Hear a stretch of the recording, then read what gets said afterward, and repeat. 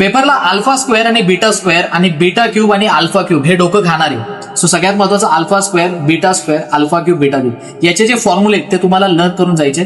जोपर्यंत तुम्ही हे लर्न करणार नाही तोपर्यंत तुम्हाला याच्या कधीच व्हॅल्यू शोधता येणार नाही. Okay, so alpha square plus beta square जो फॉर्म्युला आहे alpha plus beta the whole square -2 alpha beta.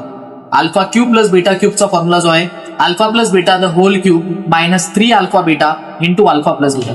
आता सगळ्यात महत्वाचं की इथे येणारा अल्फा प्लस बीटा आणि अल्फा इंटू बीटा या दोन गोष्टी.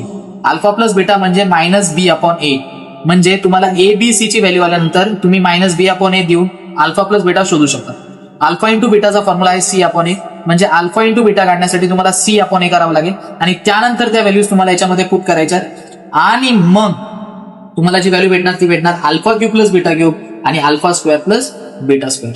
फॉर्म्युला मेथड मध्ये सगळ्यात महत्त्वाचं जेव्हा क्वाड्रॅटिक इक्वेशन ह्या स्टँडर्ड फॉर्म मध्ये असेल तेव्हा तुम्ही डायरेक्ट एक्स शोधू शकता. पण एक लक्षात घ्या की सी पण इकडे पाहिजे.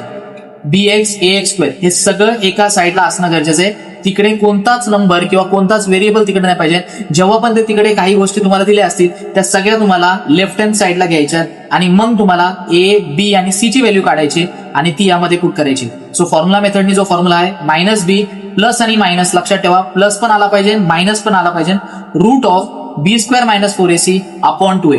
फॉर्म्युला मेथड वापरत असताना b² - 4ac ची व्हॅल्यू आधीच शोधून ठेवा, ही आधीच सॉल्व्ह करा आणि मग त्यामध्ये डायरेक्टली याच्यामध्ये पुट करा.